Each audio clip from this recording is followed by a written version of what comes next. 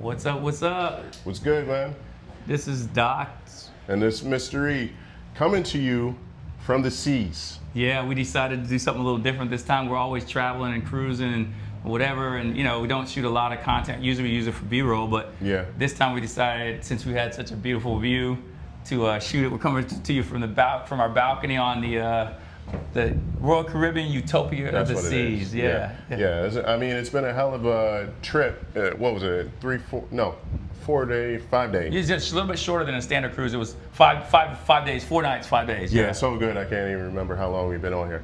But it was really relaxing, and we had the New Year celebration, which was great. So the family loved that.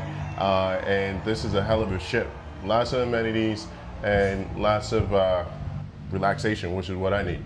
Yeah, I have my third. Don't judge me about my spa. For you guys that know me, I hit the spa like my sister would use the term, like she messes with me. She says you shop like a chick. Well, I also get accused of going to the spa like a chick. So you might be the only guy that you know that's going to spas on 5 separate continents. So yeah, for sure. So yeah, I have my third massage appointment today at the spa. Because tomorrow we get back to Port Canaveral. Yeah. But so the spa is fantastic. But we just want to talk a little bit about the ship. Okay, so this is an Oasis class ship. So Royal Caribbean is probably my favorite all-around cruise line. There's still some I have to try out, but the Oasis of the Seas was the biggest ship in the world about 4 years ago. Mm-hmm. And this is an Oasis class ship. It's the newest Oasis class ship, and it's called the Utopia. Yep. We also have, since we cruise, the biggest ship in the world now is the Icon of the Seas. Royal Caribbean's kind of like Kawasaki always makes the fastest motorcycle. Whenever somebody ones up them, they come back. Yeah. That's how Royal Caribbean is. Like, they always have the biggest ship sailing. And so the biggest ship in the world right now is the Icon, but the newest, we did that together. We did that? Okay. Yeah, there's actually an episode. That's the one we did with Noemi and Uhuru. So there's an episode, check it out. Yeah. And it's we talked about the Icon and our cruising Icon, and our wives were special guests on that Right. show. But this one is, and we're going on the Star of the Seas next year, which is the newest Icon class. It's the same size, but it's the newest one. And that's kind of like with this. This is the newest Oasis class.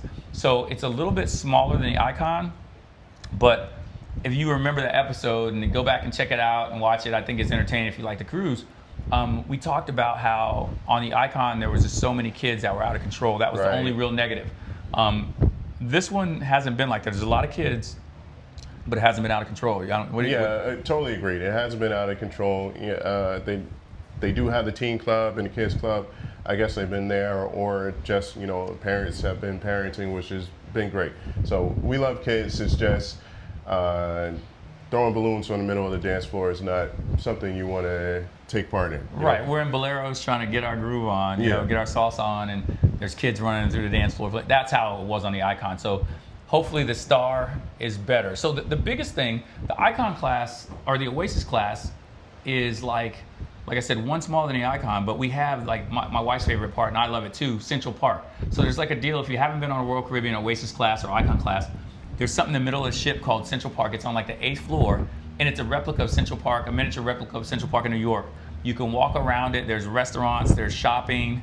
It's beautiful. There's even like a lot of the ships, there'll be live birds in there, hanging out. Yeah, and I just recently went on a Carnival cruise involuntarily a few months back, and you really notice the difference. Like, I could go on and about the difference in the amenities and so on and so forth, but I think having the Central Park in the middle of the ship, where you're able, like late night, if you don't want music blaring, if that's what you're into, then cool, they have that as well. But if you don't want music blaring and you just want to relax with your wife and so on and so forth, you go to Central Park. They may have a jazz club, depending upon what ship you're on, and you can just relax and not listen to loud blaring music or people dancing or so on and so forth. And I think that's such a great feature that they have on all of the ships. Royal Caribbean does. Right. Yeah. Well, that's the thing. So like Royal Caribbean, like you said, it's important to look at the class of the ship. So we talk about the Oasis class. It needs to be an Oasis class, which is like I said, the second newest class of ship or up to get Central Park. And also that's where you get like okay, so we just cruised. I'll try to get my wife to do a little short episode with me about the other Dr. Smith, the real Dr. Smith, the MD and PhD psych, so she's the OG doctor, even though I'm older than her. to talk. We just did this Celebrity Excel like during its first, like the first month of its sailing. So Celebrity ships, it's a little bit more conservative, a little bit more upscale than Royal Caribbean. Same sister company. So if you are a Royal Caribbean person, you sail on Celebrity, you still get like points towards your status and stuff like that. Points.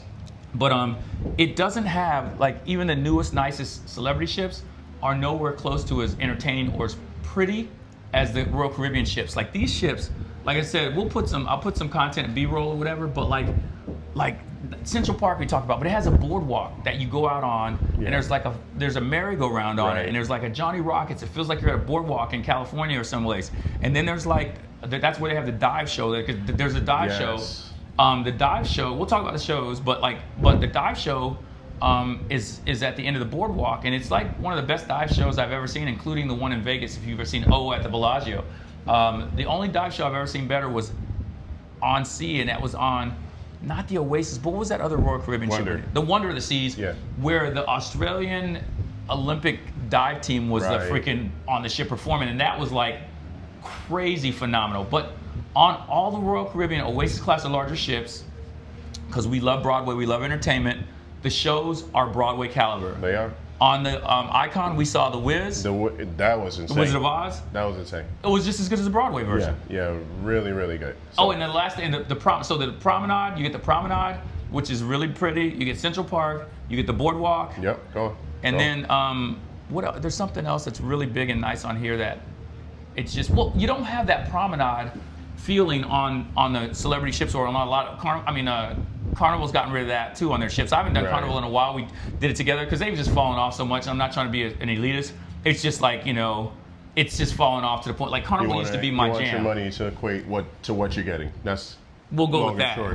We'll go. And so, but like when you walk into the Oasis class or larger ships, it's like you're doing this, turning in circles, looking around because there's a promenade with all these cool stores and restaurants. Yeah. And then the central elevator bank with glass elevators that goes all the way to the top. It's just so grandiose and so pretty. And you will never, ever get stuck on an elevator where the kids hit every single button because of their elevator system. They have the new elevator system. Like the first time I saw it, it makes a difference. Trust me. Yeah, it was in. They have them in Miami now, but the first time I actually saw it was in Dubai, and that's where you like select the elevator. Well, in Dubai, you actually tapped your card key on it, and it picked your floor. Right, and it would only let you out on the floor that you were on, except for the general floors. But then, this one, what they do is that, like I said, I've seen a lot of them in some other places in the Emirates or in Miami where you pick your floor from the outside. I know a lot of you have probably seen it, but like it stops kids from being able to get on the elevator and push 50 floors. Like you pick your floor multiple times. Yep. Multiple times. And it sends you the elevator for you. Like it'll say there's like A, B, C, D, E, F. Yeah.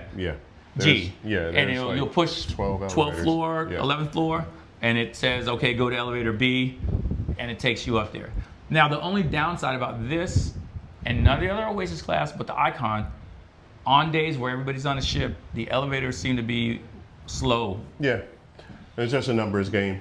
So many elevators, so many people. One of the things that you have to deal with, I guess. But all in all, I like it. Not bad. You mentioned the promenade, and that's where we had the New Year's Eve celebration, which was crazy. And we can directly compare that to the New Year's Eve celebration that we had 6 years ago now. 6 years ago. Yeah. Over on Carnival, which was on their top deck. The promenade was a little bit different. We had balloons drop down, and they have the clubs and the bars on both sides, and it was filled with people. So you really felt that energy in that celebration. So it was definitely something different. And shout out to Carnival. Should be fine. Yeah, shout out to Carnival. That was one of the last Carnival cruises we went on, or maybe the last. I've only done a couple in the last 10 years.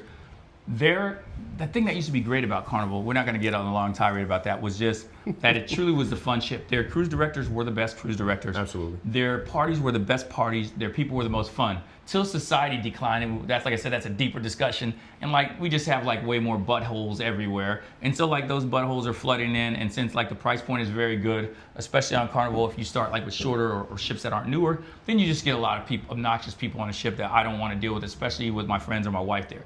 But like I said, that's the downside. But the plus side is their parties and the vibe used to be insane. Absolutely. And yeah. We enjoyed it. it was fun. We're enjoying this ship now, and it's a lot of fun. We highly recommend it, and Playbook everywhere. Oh yeah, definitely. So yeah, so lastly about that, Go ahead. we did the we talked about. He's talking about the. So I get decided for friends on social media or whatever. I had a birthday, just turned 59. It sounds weird when I say it out loud. Doesn't look a day over 40. I appreciate it. So I celebrated my birthday, and the same day as our anniversary, we had our 20th wedding anniversary. We've been together 25 years, but 20 married. The ship and the boat, we went on a cruise, a celebrity cruise earlier in the month, at the beginning of the month, with my sister and brother-in-law, Terry and Steve. Shout out to you guys, and my aunt and uncle, Gwen and Thomas, and yeah, they because it was my birthday month. They decorated the room when we came in with balloons and all this other stuff, without us even asking for it. Now this one, because it was our anniversary, Uhuru, she had them do special, I'll show you a picture. There was hearts on the bed and balloons and whatever, and then there's all this birthday stuff in the room and the door has all these birthday magnets on it, and people can write on a mark. So people I don't even know are writing happy birthday or whatever because it says I'm a birthday cruiser. So that to celebrate my birthday and our anniversary on the ship was really, really great. And then New Year's Eve, this was a great idea. You guys, I think, came first, and then credit to my wife. Yeah. Knowing we thought, and she invited us, and we they're a family, so we decided that even though we had a cruise planned 3 weeks before, we're hey, we'll do 2 cruises in a month, So and I'm glad we did it. Like I said, this is our last day. It's a day at sea back from the Bahamas. Yeah, this was Bahamas. And their island was. And then their island in the Bahamas. But they have a great island. Yeah, we had a little cold front in Florida. Compared to the rest of the country, they probably laugh at it, but the lows were in the 40s and the highs were 60. So it affected. For Florida, that's freezing. Yeah, for us. Yeah, fortunately, when we get back tomorrow, it'll be 75 again. So that's good. I don't have to pull my coat out. Yeah, throw on the t-shirt, hop in the car. Put the top down, back to business as usual. So. But yeah, so the shows were phenomenal as always. The ship is beautiful. The service, shout out to our room attendants. Our guy, my guy's name is Elmer. I can't remember. Senny. Yeah. Yeah. Big shout out to you. Yeah, and then the spa staff and everything is fantastic. I've never had, and I spa all over like you said, all over the world. I've never had a bad massage on a Royal Caribbean ship. And they, especially talking about the accommodations and how they pay attention to detail. The first night, it was 8 of us. They sat us at the front of the restaurant, which I don't like to be around high traffic areas. He was a little bit high maintenance, so it was pretty funny. It's one of my pet peeves. I don't want people walking around me while I'm eating. I don't. But I asked them if there was another table available. They told us no. And I just dealt with it that night. Well, we go to dinner. I think it was because we did the birthday celebration. It was 2 nighs later. Yeah, we went to one of their specialty restaurants. In Central Park. Exactly, but without asking, they moved us to the table that I wanted originally when I had requested. Without even asking, they just took care of it, and that was big. Yeah. That was big. The customer service is fantastic. They're doing a great job. Yeah. That's one of the big things. Like I said, besides some of the demographic on Carnival cruises, that the people that can be a little bit more obnoxious. We'll call it obnoxious for right now. The quality of the shows has fallen off, and we love the shows.